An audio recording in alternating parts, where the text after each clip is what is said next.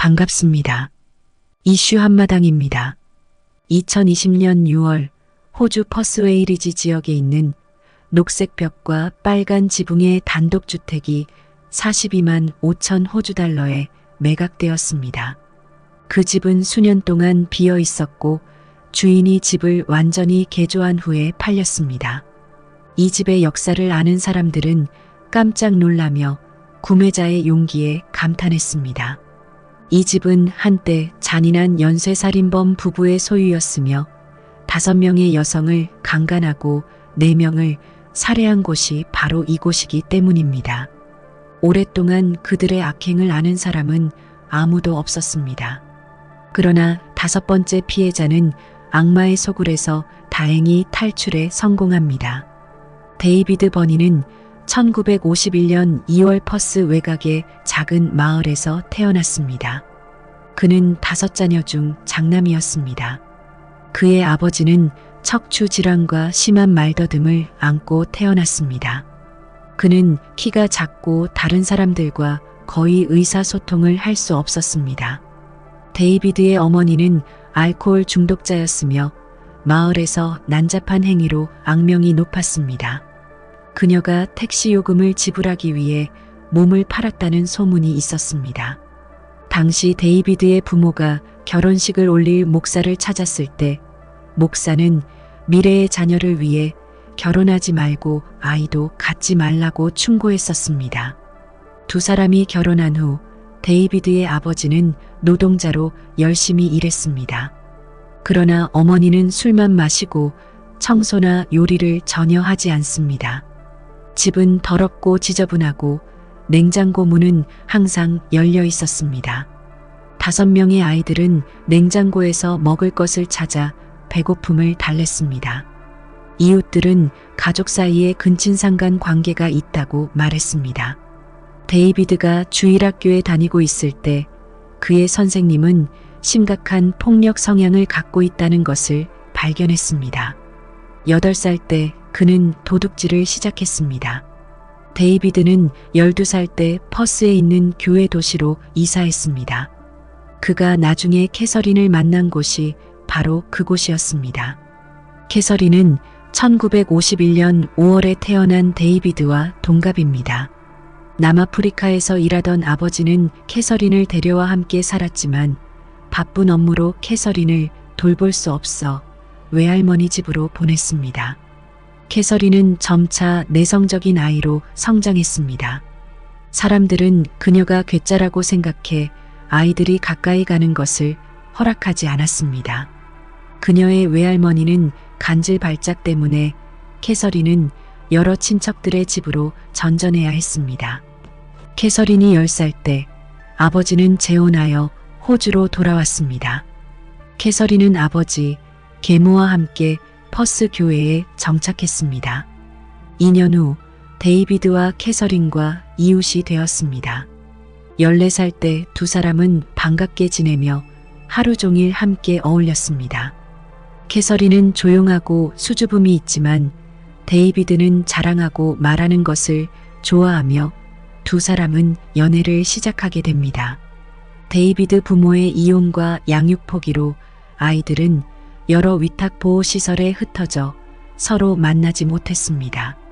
데이비드는 15세에 중학교를 그만두고 유명한 경마장에서 견습생으로 일했습니다.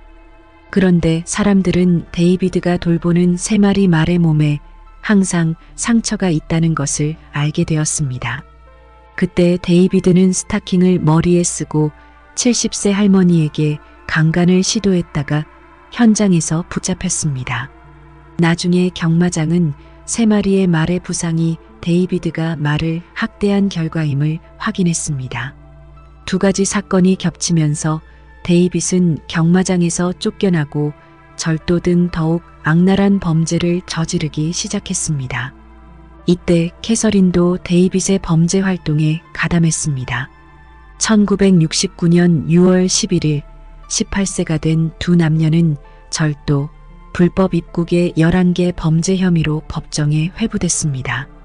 데이비드는 징역 9개월, 캐서린은 징역 4개월을 선고받았으나 임신 중이라는 이유로 집행유예를 받았습니다. 그러나 아이의 아버지는 데이비드가 아니었습니다. 또한 두 사람은 추가로 발생한 8건의 절도 혐의로 다시 재판을 받았습니다. 데이비드는 추가로 3년의 징역형을, 캐서린은 징역 2년과 집행유예 4년을 선고받았습니다. 그러나 1970년 6월 데이비드는 1년 만에 가석방되었습니다. 이미 사내 아이를 낳은 캐서린과 데이빗은 또 범죄를 시작해 불법 침입, 절도, 음란행위 등 50여 가지 범죄 혐의로 또다시 기소됩니다. 이번에 데이비드는 징역 2년 6개월을, 캐서린은 징역 6개월을 선고받았으며 그녀의 아들은 복지센터에 위탁되었습니다. 캐서린의 아버지는 데이비드를 떠나라고 수없이 간청했지만 두 사람은 더욱 가까워졌습니다. 그러나 감옥에 있는 6개월 동안 캐서린은 데이비드와 접촉이 금지되며 점차 데이비드가 없는 생활에 적응했습니다. 가석방으로 풀려난 캐서린은 보모 일자리를 찾아 정상적인 삶을 사는 것 같았습니다. 그녀는 아들의 양육권을 되찾고 도널드를 알게 되어 두 사람은 1972년 그녀의 21번째 생일에 결혼했습니다. 연말에 캐서린은 첫 아이를 낳았습니다. 그러나 아이가 7개월이 되었을 때 비극이 닥쳤습니다. 캐서린과 도널드는 파티를 준비하다가 아기가 집 앞에서 친구의 차에 사망했습니다. 그러나 캐서린과 도널드는 서로를 의지하고 어려운 시기를 이겨내며 6명의 자녀를 더 낳았습니다. 도널드는 시의회 직원으로 월급은 많지 않지만 생활은 할 수 있었습니다. 그런데 사고가 또 발생했습니다. 1980년대 초 도널드는 심각한 허리 부상을 입어 더 이상 일을 할 수 없게 되었습니다. 그들은 생계를 유지하기 위해 집을 팔고 정부가 제공하는 저가주택에서 가난하게 살았습니다. 캐서린과 연락이 두절된 데이비드는 감옥에서 석방된 뒤 안정을 되찾으며 20대 초반에 결혼했습니다. 결혼 후 아내 켈리는 사랑스러운 딸을 낳았습니다. 데이비드는 자동차 정비사가 되어 열심히 일했으며 상사, 동료, 고객과 좋은 관계를 유지했습니다. 자동차 정비 일은 힘들지만 급여는 괜찮은 편으로 가족은 6년 동안 행복한 시간을 보냈습니다. 켈리에 따르면 결혼한 지 6년 만에 데이비드는 머리에 충격을 받아 모든 것이 바뀌었답니다. 그때부터 데이비드는 자주 바람을 피우기 시작했고 심지어 외부인을 집에 데려와 성관계를 하며 성중독까지 발전했습니다. 데이비드는 항상 딸을 소중히 여겼기 때문에 켈리는 가족을 위해 모든 것을 참고 견뎌냈습니다. 그러나 데이비드는 16세 소녀를 집으로 데려오는 것을 참지 못한 켈리는 이혼하고 딸을 데려갔습니다. 가족과 헤어진 데이비드는 나쁜 습관으로 돌아갔으며 자동차 수리공으로 일했지만 도둑질을 하며 자주 감옥에 가기 시작했습니다. 데이비드가 구속되었을 때 자신의 감방 동료가 오랫동안 연락이 끊긴 막내 동생 제임스라는 사실을 알고 놀랐습니다. 제임스는 19세이며 6세 어린이를 성폭행한 혐의로 구속되었습니다. 1984년 12월 감옥에서 석방된 데이비드는 제임스를 자신의 집으로 데려갔습니다. 데이비드는 성중독자가 되어 하루에 5번 성관계를 가져야 했습니다. 데이비드는 매춘부를 집으로 데려와 동생 앞에서 성관계를 가졌습니다. 매춘부가 동행하지 않는 밤에는 데이비드는 자고 있는 제임스를 강간하기까지 했으며 제임스는 1년 이상 묵묵히 견뎌냈습니다. 그때 데이비드는 가난에 시달리던 캐서린을 만나게 됩니다. 1985년 12월 캐서린은 일을 할 수 없는 남편과 7명의 자녀를 버리고 데이비드 집으로 이사했습니다. 두 사람이 공식적으로 결혼한 적은 없지만 사람들이 남편과 아내로 알고 있었습니다. 1986년 제임스는 형으로부터 생일 선물을 받았습니다. 데이비드는 제임스에게 캐서린과 성관계를 갖도록 허락했습니다. 얼마 지나지 않아 제임스는 안정된 직업을 찾아 이사했습니다. 데이빗과 캐서린 두 사람은 이때부터 잔인한 범죄자로 변하기 시작합니다. 22세의 메리는 웨스턴 오스트레일리아 대학교 심리학과에 재학 중입니다. 그녀는 열심히 공부하고 있으며 여가 시간에 식품 가게에서 일을 합니다. 1986년 10월 6일 오후 메리는 자동차 타이어를 교체하기 위해 자동차 수리점에서 데이비드를 만납니다. 데이비드는 다양한 종류의 타이어를 보여주며 자신에게 재고가 있다고 말했습니다. 품질은 믿을만하고 가격도 시장 가격의 절반이었습니다. 그러나 타이어는 그의 집에 있다며 필요하다면 저녁 5시쯤에 오라고 했습니다. 그것이 함정이라는 것을 알지 못한 메리가 집에 도착하자 그녀를 칼로 위협하며 침실로 데려와 재갈을 물리고 침대에 묶었습니다. 그리고 캐서린이 지켜보는 가운데 메리는 데이비드에게 여러 번 강간당했습니다. 한밤중에 데이비드와 캐서린은 메리를 차에 태워 집에서 54km 떨어진 글렌이글스 숲으로 운전했습니다. 숲에 도착한 데이비드는 다시 메리를 강간한 뒤 목을 조르고 매장했습니다. 두 사람은 시신을 유기한 뒤 경찰서 근처에 메리의 차를 버렸습니다. 경찰이 메리의 차를 발견한 것은 메리가 사라진 지 6일 만이었습니다. 그러나 경찰은 메리를 실종자로만 보며 아무도 두 사람을 의심하지 않았습니다. 나중에 경찰은 범죄를 계획한 사람이 데이비드라고 생각했지만 캐서린은 자신이 모든 범죄를 계획한 사람이라고 자랑스럽게 말했습니다. 캐서린은 어떻게 하면 조용히 여자를 납치할 수 있을지 고민하며 1년을 보냈습니다. 일주일 후 두 사람은 거리를 배회하며 납치 대상자를 작은 간식이라고 불렀습니다. 보름이 지난 1986년 10월 20일 16세 고등학생 수잔나는 식당에서 아르바이트를 마치고 걸어가다가 데이비드와 캐서린을 만났습니다. 그들은 수잔나를 집으로 데려가 침대에 묻고 똑같은 짓을 했습니다.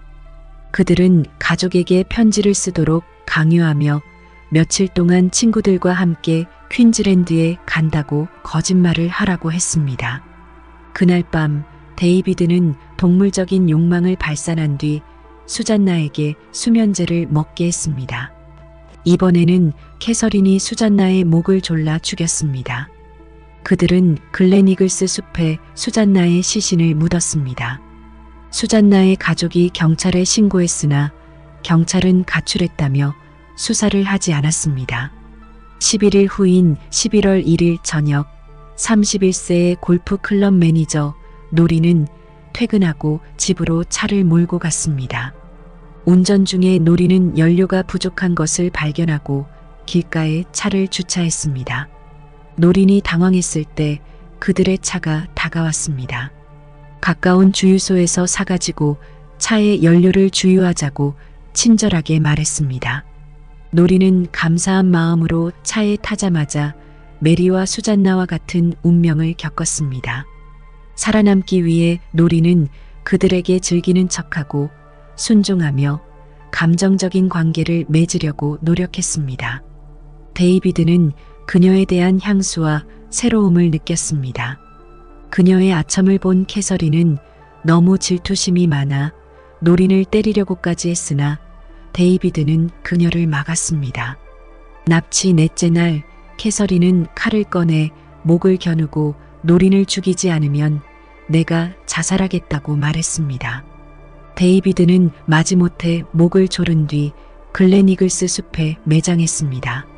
세 차례 연쇄 범죄를 저지른 데이빗과 캐서린은 점점 미쳐가며 범죄의 간격도 점점 짧아졌습니다. 노린이 살해된 다음 날 밤 그들은 다음 희생자를 찾았습니다. 21세의 데니스는 그들의 집과 가까운 작은 아파트에서 남자친구와 살고 있는 타이피스트입니다. 1986년 11월 5일 밤 데니스는 댄스 클럽을 나와 버스를 기다렸습니다. 데이비드와 캐서린은 데니스를 납치하여 그녀를 묻고 강간했습니다. 그들은 데니스를 이틀 동안 감금하며 데니스의 가족과 친구들에게 전화와 편지를 보내게 했습니다. 11월 7일 데니스를 60km 떨어진 숲에서 죽이고 매장했습니다. 데니스의 실종은 기자들의 경각심을 불러일으켰습니다. 기자는 여성들의 실종 보고서를 작성했지만 경찰은 실종자 처리했습니다. 이틀 후 데이비드와 캐서린은 케이트 모이어를 납치했습니다. 그러나 악마의 집에서 케이트 모이어는 탈출에 성공합니다. 1986년 17세 케이트 모이어는 고등학교를 졸업했습니다. 케이트는 대학에 진학하고 의류 매장에서 알바를 하고 있었습니다. 1986년 11월 9일 저녁 케이트는 친구들과 술을 많이 마셨습니다.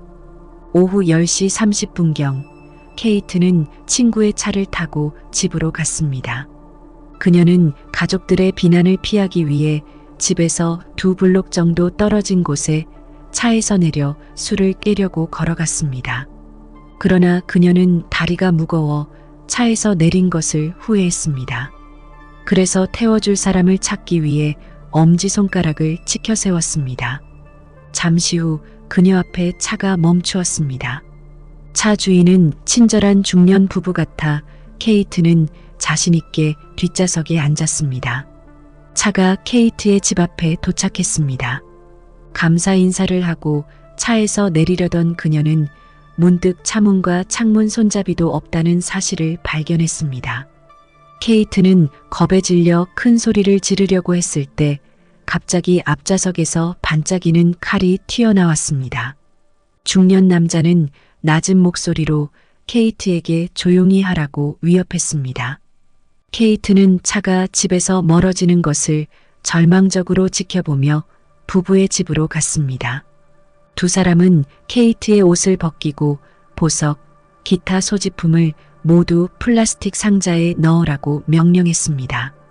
그들은 케이트의 이름을 다시 묻고 플라스틱 상자 바깥쪽에 그녀의 이름을 썼습니다. 남성은 술에 취해 친구 집에 있다고 가족에게 전화하라고 강요했습니다. 그리고 케이트는 여성이 지켜보는 가운데 샤워를 했습니다. 놀랍게도 샤워를 마친 후 여성이 주는 조끼와 속옷을 입고 편하게 거실 소파에 앉았습니다. 그들은 나이, 생일, 남자친구 관계를 물었습니다. 또한 세 사람이 비디오 람보2를 시청하고 음악과 담배를 피우며 담소를 나누기도 했습니다. 케이트는 부부를 기쁘게 하기 위해 노력하며 몰래 주변을 관찰하고 탈출할 기회를 찾고 있었습니다. 그들은 케이트에게 자신들의 이름이 요셉과 메리라고 말했습니다. 케이트는 약병에 붙어 있는 버니라는 이름을 보았습니다. 밤 12시 30분경 남편은 케이트를 침실에서 여러 차례 성폭행했습니다. 케이트를 지켜보며 사진을 찍고 노트에 글을 쓰며 그림을 그리고 기분이 어떤지 계속해서 남편에게 물었습니다. 그 후 그들은 케이트를 침대에 묶었습니다. 아침에 남편이 출근했을 때 케이트와 메리만 남았습니다. 케이트는 탈출할 가능성이 절반이라고 생각했습니다. 케이트는 아침 식사를 준비하여 메리에게 잘 보이자 케이트의 사슬을 풀어주었습니다. 두 사람이 함께 아침을 먹고 있을 때 테이블 위에 있는 신문에 헤드라인이 보였습니다. 데니스 브라운이라는 여성이 실종됐다는 것과 그녀의 큰 사진이었습니다. 케이트는 데니스 브라운이라는 실종 여성도 이 부부의 짓일 거라며 자신이 살해당할 수 있다는 사실을 두려워했습니다. 케이트는 자신이 죽더라도 물적 증거를 남겨 두 사람이 나를 죽였다는 흔적을 생각했습니다. 케이트는 메리가 보지 않는 동안 몰래 플라스틱 상자에서 그녀의 소지품 일부를 꺼냈습니다. 그녀는 납치되던 밤 바에서 실수로 가져온 친구의 운전 면허증을 부엌 틈새에 숨기고 담배 한 갑을 거실 캐비닛에 숨겼습니다. 그런 다음 케이트는 메리에게 담배를 피우고 음악을 듣자고 말했습니다. 케이트는 죽음을 피할 수 없다면 메리에게 도망가지 않는다는 신뢰감을 최대한 주고 상황을 지켜보려고 했습니다. 그 순간 갑자기 문을 두드리는 소리가 들렸습니다. 메리는 당황하며 초조하게 케이트를 침실에 가두고 현관문을 열었습니다. 문을 두드린 사람은 그녀에게 마리화나를 구하는 단골이었습니다. 긴장했던 메리는 침실에 가두었지만 케이트를 묶지 않았습니다. 침실에 있는 케이트는 가슴이 두근거리며 기회가 왔다는 것을 알았습니다. 그녀는 침실 창문 자물쇠를 부수고 소리 없이 뒷마당으로 넘어가 돌아보지 않고 거리를 무작정 달렸습니다. 속옷과 조끼만 입은 케이트는 주변 주민들에게 도움을 청하며 문을 두드렸습니다. 그러나 그녀가 너무 이상해 보였기 때문에 그녀를 들여보내지 않았습니다. 할 수 없이 작은 슈퍼마켓으로 달려가 직원에게 소리 지르며 경찰을 불러달라고 부탁했습니다. 경찰은 신속하게 도착하여 케이트를 경찰서로 데려갔습니다. 그녀는 납치되어 정신 나간 부부에게 성폭행을 당했다고 경찰에 말했습니다. 이곳은 여성 경찰관이 단 한 명으로 몇 달 전 새로 부임한 로라 행콕이었습니다. 큰 트라우마를 겪은 케이트는 지난 이틀 동안 자신이 겪었던 일을 차분하게 말했습니다. 그러나 그녀의 몸은 지쳐 있었고 표정은 다급해 보였습니다. 경찰 로라가 볼 때 마치 지옥에서 걸어 나온 것 같았습니다. 그러나 남성 경찰의 반응은 케이트가 미쳤고 그녀의 말도 거짓이라고 말했습니다. 케이트의 몸에는 눈에 띄는 부상이 없었고 근처에는 요셉과 메리라는 부부도 없으며 꾸며낸 것처럼 보였습니다. 그러나 경찰 로라는 심각한 부상은 아니지만 케이트의 손과 손목에 붉어짐, 부기, 찰과상이 있는 것이 모두 사실이라고 믿었습니다. 그러나 로라는 여러 번 시도했지만 여러 경찰관을 설득하지 못했습니다. 그때 케이트는 약병에 적혀있던 번이라는 이름을 말했습니다. 그러자 경찰관들은 놀라며 믿기 시작했습니다. 근처에는 요셉과 메리가 살지 않지만 번이라는 부부, 즉 데이비드와 캐서린이었습니다. 경찰이 캐서린을 체포하자 분노했습니다. 경찰관은 수색영장을 제시하고 집 안으로 들어갔습니다. 케이트는 집 안에 숨겨두었던 립스틱, 담배 한 갑, 운전면허증, 또한 비디오와 약병을 경찰이 찾아내 증거물로 보관했습니다. 충분한 증거를 가지고 데이비드도 자동차 수리점에서 체포했습니다. 데이비드와 캐서린은 한 사람씩 따로 신문을 받았습니다. 캐서린은 케이트를 만난 적도 없다고 주장했습니다. 데이비드는 케이트가 그들의 집에 왔지만 대마초를 피우고 우리와 섹스를 하고 싶었기 때문에 자발적으로 왔다고 말했습니다. 몇 시간의 신문에도 실종 사건은 물론이고 케이트를 납치하고 강간했다는 사실도 인정하지 않았습니다. 그날 밤 7시쯤 데이빗을 신문한 경찰관 한 명이 농담조로 이렇게 말했습니다. 삽을 들고 숲으로 가서 그 여성들을 다 찾아내도 될까요? 이 말을 들은 데이비드는 당황하며 4명의 여성이 묻혀 있다고 울면서 대답했습니다. 두 사람의 자백에 따라 4명의 시신을 모두 발견하게 됩니다. 데이비드와 캐서린의 범행이 언론에 보도된 뒤 분노한 사람들이 법정 앞에 모였습니다. 경찰차에서 내린 두 사람은 무심한 표정을 지었고 데이비드는 구경꾼들에게 키스를 날렸습니다. 두 사람은 살인 4건, 강간 5건, 납치 5건으로 기소되었습니다. 두 사람은 4번의 종신형을 선고받았습니다. 당시 호주법은 종신형을 선고받은 수감자가 20년 후에 가석방을 신청할 수 있지만 두 사람은 석방되지 않았습니다. 데이비드는 감옥에 있는 동료 수감자들에게 자주 구타를 당해 독방에 가둬야 했습니다. 두 사람은 감옥에서 2,600통이 넘는 편지를 주고받았지만 두 사람의 만남은 금지했습니다. 1990년대 초 캐서린은 데이비드에게 편지를 쓰는 것을 중단했습니다. 아무런 응답도 받지 못한 데이비드는 캐서린을 만날 수 있도록 부탁했습니다. 1992년 그는 또 다른 범죄 사실이 있다며 캐서린을 만나는 대가로 이름과 매장 장소를 알려주겠다고 주장했습니다. 그러나 캐서린은 데이비드에게 관심이 없다고 거절했습니다. 2005년 10월 우울증 진단을 받은 데이비드는 감방에서 목을 메었습니다. 데이비드는 사망하는 날까지 자신이 주장한 다른 피해자에 대한 정보를 공개하지 않았습니다. 이에 대해 캐서린이 질문을 받았을 때 그녀는 계속 웃기만 하고 아무 말도 하지 않았습니다. 캐서린은 2007년부터 계속해서 가석방 신청서를 제출했지만 거부됐습니다. 가석방 최근 신청은 2016년이었습니다. 현재 71세의 캐서린은 복역 중이며 감옥에서 죽어야 나올 수 있을 것입니다. 피해자분들의 명복을 빕니다. 구독과 시청해 주셔서 감사합니다.